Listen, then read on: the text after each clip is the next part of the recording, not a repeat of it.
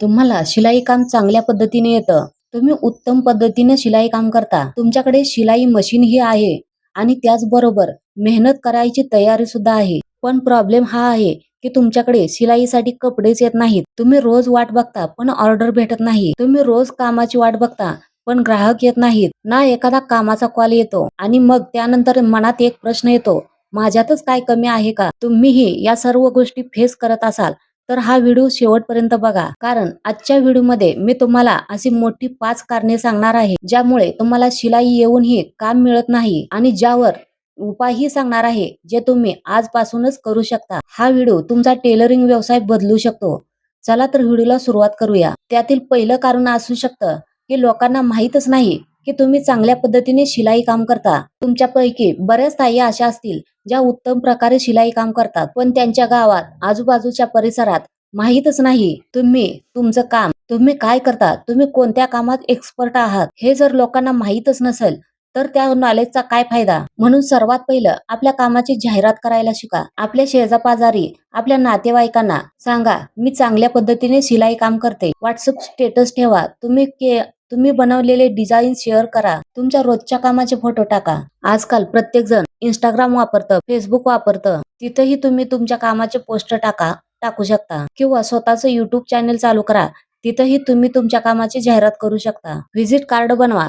त्यावर आपला पत्ता, आपला फोन नंबर आवर्जून टाका, ज्यामुळे लोकांना तुमच्याशी कॉन्टॅक्ट करणं सोपं होईल. घराच्या बाहेर किंवा चौकात आपल्या शॉपचा बोर्ड लावा, ज्याद्वारे लोकांना तुमच्या कामाविषयी माहिती होईल. लक्षात ठेवा, फक्त काम येणं गरजेचं नाही, पण त्या कामाविषयी लोकांनाही माहिती असणं तेवढंच गरजेचं आहे. नंबर 2चं कारण असू शकतं, तुमचं काम चांगलं आहे पण लोकांचा विश्वास निर्माण होत नाही. आपल्याकडे येणारा प्रत्येक ग्राहक हा फक्त आपली शिलाई बघत नाही, तो तुमच्यावर विश्वासही ठेवतोय का हेही बघा. टेलरिंग व्यवसायात ग्राहकांनी आपल्यावर विश्वास ठेवणं खूप जास्त गरजेचं आहे आणि ग्राहकाचा विश्वास मिळवण्यासाठी खूप काही करावं लागतं असं नाही, तर काही छोट्या छोट्या गोष्टी लक्षात ठेवा. त्यापैकी एक म्हणजे वेळेवर डिलिव्हरी द्या. जर तुमच्याकडे एखाद्या कार्यक्रमाच्या साडीवरचा ब्लाउज आला असेल किंवा लग्नातील नवरीचे ब्लाउज आले आहेत आणि जर तुम्ही ते ब्लाउज त्यांच्या वेळेत त्यांना पोच केले नाहीत तर तुमच्या कामाचा काय उपयोग होईल. म्हणून वेळेत म्हणण्या अगोदर 1 दिवस अगोदरच डिलिव्हरी द्या.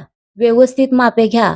चांगल्या फिनिशिंग मध्ये चांगल्या फिटिंगचे ब्लाउज शिवा. ग्राहकाशी नम्रपणे बोला. ग्राहकावर चिडू नका, ओरडू नका, तर त्यांचं म्हणणं ऐकून घ्या आणि तुमचं मत सुद्धा नम्रपणे सांगा. एखादा ब्लाउज तुम्हाला उद्या द्यायचा आहे तर तो उद्याच द्या, तो परवावर ढकलू नका. कपडे घेतानाच 2 दिवस जास्त मागून घ्या, पण त्या वेळेतच त्यांचे कपडे पोच करण्याचा प्रयत्न करा, कारण एक समाधानी ग्राहक अजून नवीन 5 ग्राहक आणू शकतो. नंबर 3चं कारण असू शकतं, स्वतःची जाहिरात करत नाही. आजच्या काळात गल्लोगल्ली टेलर शॉप झाले आहेत. खूप जास्त टेलरिंग शॉप असल्यामुळे फक्त दुकान उघडून बसून चालणार नाही. त्या शॉपमध्ये ग्राहक आपोआप येतील असं अजिबात नाही. म्हणून आपल्या कामाची, आपल्या शॉपची भरभरून जाहिरात करा. सणासुदीच्या दिवशी ऑफर ठेवा. एक ग्राहक आणा आणि सवलत मिळवा, अशा काही योजना ठेवा. आपल्या कामाचे बिफोर आणि आफ्टर असे फोटो टाका. रील्स बनवा. लोकांना तुमचं काम दिसलं तरच ते तुमच्याकडे येतील. नंबर 4ची चूक असू शकते, ती म्हणजे एकाच प्रकारचं काम करता. जर तुम्ही फक्त ब्लाउज शिवत असाल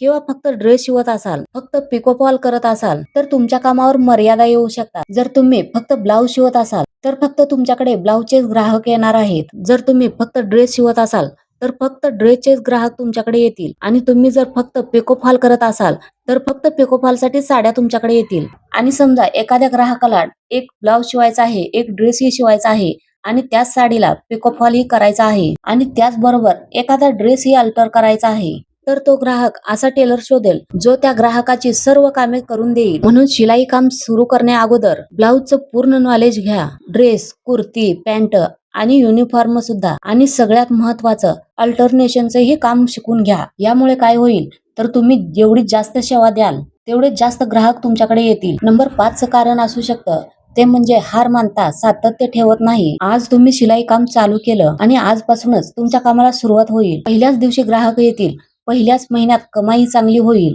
अशी अपेक्षा अजिबात ठेवू नका. कोणताही मोठा व्यवसाय एका दिवसात तयार होत नाही, तर त्या व्यवसायासाठी खूप जास्त एफर्ट लावलेले असतात. खूप जास्त वेळ त्या व्यवसायासाठी दिलेला असतो. म्हणून हार न मानता रोज काही ना काही नवीन शिकत राहा. रोज किमान एक फोटो, एक पोस्ट आणि एक रील टाकत राहा. आपल्याकडे येणाऱ्या ग्राहकाचे चांगल्या पद्धतीने काम करून द्या. त्या ग्राहकाला चांगला अनुभव द्या. स्वतःवर विश्वास ठेवा.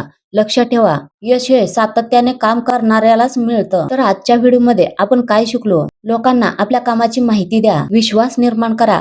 स्वतःची जाहिरात करा. नवीन नवीन काम शिका आणि सातत्य सोडू नका. शिलाई काम येणं ही मोठी गोष्ट आहे, पण त्याचबरोबर योग्य पद्धतीने ग्राहकापर्यंत पोहोचलात तर तुमचंही काम नक्की वाढेल. जर हा व्हिडिओ आवडला असेल तर व्हिडिओला लाईक करा. तुमच्या शिलाई काम करणाऱ्या मित्र-मैत्रिणींसोबत हा व्हिडिओ शेअर करा आणि अशाच उपयोगी व्हिडिओसाठी चॅनेलला सबस्क्राईब करा. धन्यवाद. भेटूया पुढच्या व्हिडिओमध्ये.